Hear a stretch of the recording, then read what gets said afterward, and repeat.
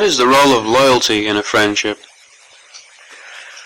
Well, loyalty is a tricky concept. I would say that there is no special role of loyalty in a friendship except, and this of course touches upon a much wider issue, loyalty to your own values, loyalty to your own judgment. Let me explain what I mean by that.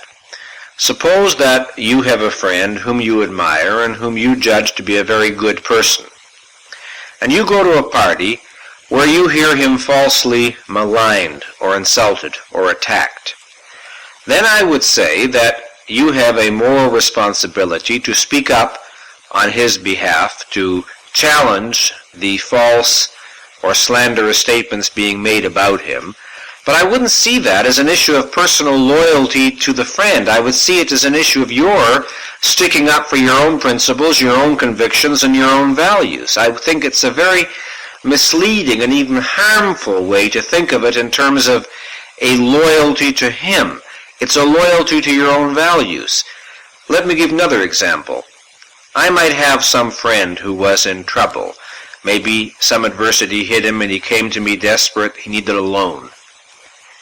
And if I could afford to loan him the money, I would certainly make every effort to do so if he was an important friend of mine.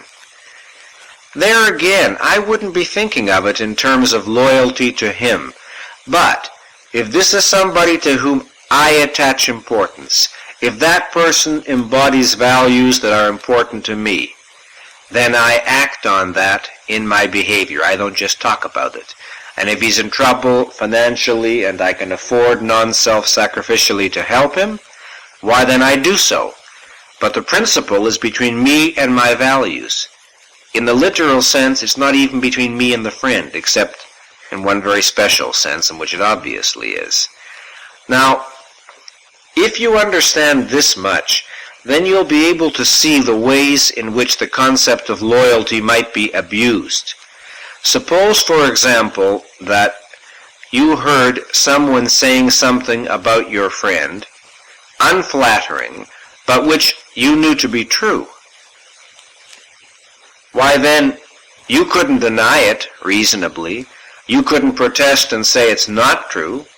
You might wish to say that even though it is true, he has other virtues which perhaps the speaker is ignoring, but if harmful things or negative things are being said but which you know are justified, you can't quarrel with the facts of reality if you're a rational man. Now, suppose that your friend said, "Why didn't you stick up for me?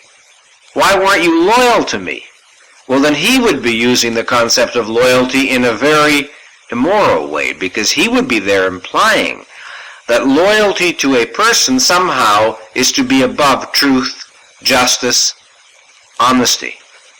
And often when people talk about loyalty, unfortunately, they mean it in just some such way as, my country right or wrong, my husband right or wrong, my mother right or wrong, my friend right or wrong. And that's wrong. That attitude is wrong. That's a very immoral attitude because you don't place anything above matters of truth. Even if you love someone, if it's the woman you love, but if things are being said that may not be too flattering, but if they're true, they're true. You don't put people above truth. And anybody who would demand that kind of loyalty is demanding that you be disloyal to your own knowledge and your own judgment of the facts of reality. So perhaps the ultimate loyalty and the only real loyalty is that last. We have to be loyal to our own judgments of reality, our own knowledge, and our own convictions. That is the basic rational application of loyalty. Yes? Is it possible to have a friendship with a person of the opposite sex? Well, I would say that it certainly is possible in that I know people, and I'm sure you know people, of the opposite sex who would describe themselves as friends, and I would say, speaking personally, that I know people of the opposite sex who I would call friends. Now, there are perhaps limits to how intimate a relationship with a member of the opposite sex can become and yet be entirely on a friendship level. That is to say, entirely devoid of any sexual or romantic element. And I assume when you asked the question that what you really meant was, can there be a close relationship with a member of the opposite sex that is devoid of a sexual or romantic element? But once you put the question that way, my answer becomes a little bit different. Because while I would say you can be friends with a member of the opposite sex, it's very hard for me to imagine there being any relationship between a male and a female, above all of roughly commensurate ages, where there is genuine fondness and genuine affection, and yet there is nothing of a sexual nature involved. That I don't really believe in. Now, to make this more concrete so I'm not misunderstood, let's imagine that you are happily married and you're friends with another couple who are happily married. Now then, what would your relationship be to your girlfriend's husband? You might be very fond of him. You might say you, quote, love, unquote, him. And yet it isn't that you're seeking an affair with him or that you're feeling sexually frustrated for him. No, you would describe it as a friendship and you would say you're fully and happily in love with your husband. And yet there is still something in that feeling, I submit, which is of a sexual nature, if only of a very abstract kind. Merely the appreciation that this is an attractive, interesting member of the opposite sex. So in that sense, you see, I would say that when there is a close relationship of warmth, of affection, of mutual admiration between opposite sexes, and above all, to repeat, of roughly commensurate ages, I doubt that the sexual element is ever entirely absent. But it can be on so abstract a plane that we can still truly say of the relationship that it is a friendship and not in any meaningful sense a romance. Can two people who have been in love and who break up the love relationship be friends? I would say that that depends upon a great many factors. Very often, perhaps most of the time, the answer is no. To begin with, it is very hard to demote a relationship. You can go from a lower point to a higher point, happily and satisfactorily.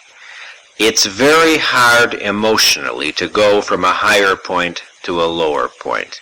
I'm not saying that as a universal rule to which there are no exceptions, because I know of exceptions, but generally speaking, there are problems. Now, obviously, one factor that would be relevant is why the couple broke up. For example, if the couple broke up and one of the two parties is still in love, then it's going to be terribly difficult to maintain a friendship, even if the other person wanted it, because the person still in love is going to be offended by the whole idea and feel too frustrated. This isn't what he wants, or this isn't what she wants, and it's simply going to be too offensive and troublesome to him or her, and he or she is unlikely to be willing to accept that kind of relationship. Let me tell you under what conditions I think it is most likely or most possible that two people who had been in love could be good friends. First of all, they should both be, now in the present tense, prior to forming this friendship we're talking about, happily in love with somebody else. Meaning, if both of the two people who had been in love are now happily in another love relationship, so that there is no living pain or frustration between them, then already it's much closer to being possible for them to be friends. Even there, it would be very, very difficult because, as I said, it's dreadfully hard to demote a relationship. Once you have known a higher point, a lower point, I think, tends to feel strange and unnatural to you.